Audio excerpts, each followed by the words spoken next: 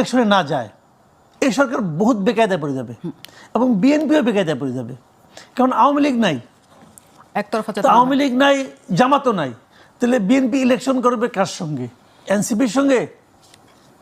এটা ভাই কোনো বাস্তব পরিস্থিতি না। বাংলাদেশের ইলেকশনে আসলে 12টা বাজে গেছে।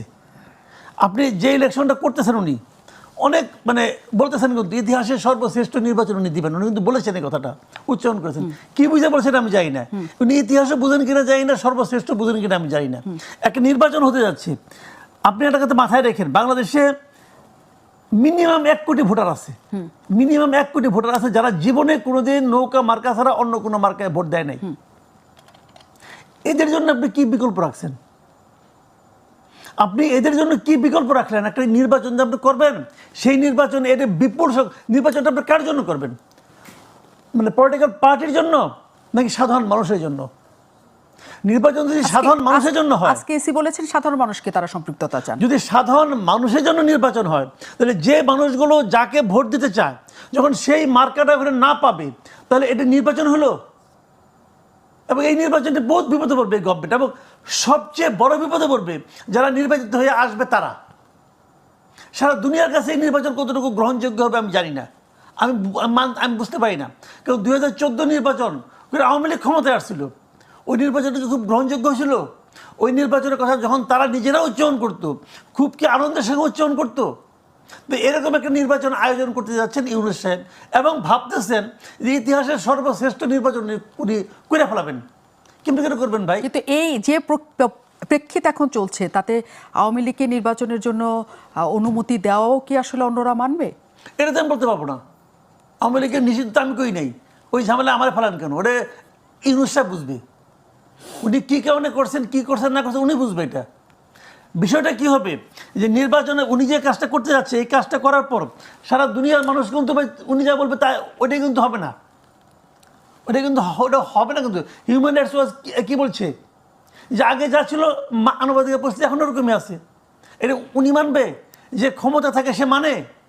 আগে দেখতাম হাসান মাহমুদ বলতো না ওরা ভুল করছে, ওরা টাকা খাইয়া করছে, বিএনপি তাদের টাকা দিচ্ছে, জামাত তাদের টাকা দিচ্ছে বলছে। এখন কে টাকা দিছে? এখন আওয়ামী লীগ টাকা দিছে। তাহলে এই সমস্ত আন্তর্জাতিক সংগঠনগুলো কি বিরোধী দল থেকে মাল খায়? ভাই এইগুলো জানেন, শোনেন বিষয়টা হলো কি, ওই যে বলে না যে লাও সেই কদু, আসলে ওইটাই। মানে মুখে বলতেছে, কেউ কিছু বলার সাহস পাচ্ছে না, কেউ বলতে পারছে না। আপনি এমন একটা এনভায়রনমেন্ট আপনি ক্রিয়েট করছেন যে আওয়ামী লীগের লোক বলতে পারছে না যে আমি কোথায় ভোট দিব। Is it democracy? এখন জনগণের সম্পৃক্ততা চাচ্ছে সিএসি। তিনি বলছেন যে সবাইকে নিয়ে তিনি নির্বাচন করতে চান, যাতে দলগুলো আর ব্যাপারে তারা যত না আগ্রহী, তার চেয়ে বেশি জনগণ যাতে 16 বছর যারা ভোট দিতে পারেন নাই তারা যাতে ভোট দিতে পারেন। আপনি বলছেন তাহলে যারা নৌকায় ভোট দিতেন তারা কাকে ভোট দিবেন? সেই প্রশ্নটা তো রয়ে যাচ্ছে, কিন্তু সেই প্রশ্নের উত্তর বা সেই পার্সেন্টেজ ভোটার কোথায় আসলে যাবে সেই উত্তর আমাদের কাছে এখনো জানা নাই। মুস্তফা ফিরোজ, আমরা আসলে যে মাসুদ কামাল যে কথাগুলি বলছিলেন যে আপনি আওয়ামী লীগের ভোটাররা কই যাবে, মানে তারা কাকে ভোট দিবে, যে সংকটটা আমরা দেখেছি আওয়ামী লীগের 18 নির্বাচন 24 নির্বাচনে, যে ভোটাররা ভোট কেন্দ্রে যায় নাই কারণ তাদের হাতে আর কোনো বিকল্প ছিল না। হ্যাঁ, এবং আওয়ামী লীগ থেকে যারা দাঁড়িয়েছে তাদের জিতে যাবে জেনে তাদেরও ভোট দিতে যায় নাই। ওরকম প্রেক্ষিত তৈরি হবে এবার আপনার মনে হয়? দেখেন, এটা এখন খেলতে থাকবে। মানে জামাত নিশ্চিত হওয়ার জন্য এনসিপি আর একটু সময় নেওয়ার জন্য তাদেরকে হয়তো 2027-28 পর্যন্ত ইউনূস সাহেবকে রেখে, সেটা দেশের যে অবস্থায় হোক না কেন, তারা হয়তো চাইবে যে তাদের অবস্থানটা আরও ভালো হোক। এবং সত্যিকার অর্থে তাদের অবস্থা ভালো হচ্ছে, এনসিপি না, মানে জামাতের। তো জামাতের জন্য এইটা একটু আর্লিটা মানে একটু তাদের জন্য কঠিন হয়েছে। কঠিন হলেও মানে পরিস্থিতিটা কিন্তু বদলে গেছে, মানে আগের অবস্থায় নেই। কিন্তু এখন কথা হলো যে কোন রাজনৈতিক দল আসবে না আসবে। যেমন আগে এটা শেখ হাসিনার সময় আমরা এটি শুনতাম, কে আসবে না আসবে এটার ব্যাপার নির্বাচন কমিশনের ব্যাপার না, নির্বাচন কমিশনের ব্যাপার না, সরকারেরও ব্যাপার না। কিন্তু একটা ব্যাপার আছে, আপনার তো কাঠামো ছিল না, আপনি নির্বাচনটা কে করবে? ডক্টর ইউনূস, আমি মনে করি যে এই কাঠামোতেও ওনার অধীনে নির্বাচনটা হওয়া উচিত না, কারণ এই সরকার বিতর্কিত হয়েছে, এখনও 2জন উপদেষ্টা আছে, তার এটা আরও ক্লিয়ার করার দরকার ছিল। ফলে মানে একটা যদি তত্ত্বাবধায়ক সরকার আসে সেই কাঠামোর অধীনেই নির্বাচনটা হবে, সেখানে কাউকে পা ধরে আনতে যাবে না। এখন ধরেন আমি নির্বাচনটাকে মানে ওই যে 1 কোটি ভোটার আওয়ামী লীগের, তো সেটার জন্য কি এখন এখান থেকে কি প্লেন ভাড়া করে দিল্লিতে যে শেখ হাসিনাকে রিকোয়েস্ট করবে?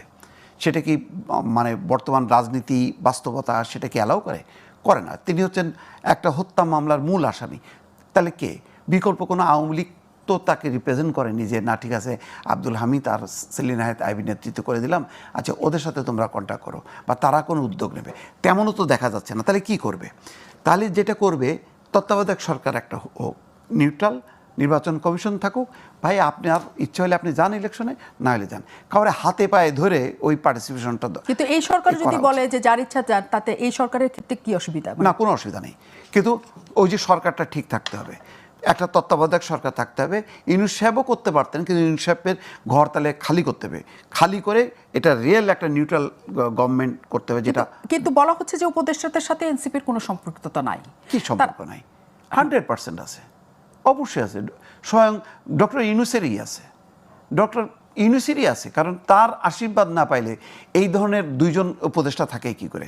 সারা দেশে এই যে এনসিপির যে প্রোটোকল আমরা দেখলাম, মানে পুরো বাহিনী, নিরাপত্তা বাহিনীর সমস্ত পোর্শনগুলো দিয়ে যেভাবে মিছিল মিটিংগুলি করে, এটা তো নজিরবিহীন।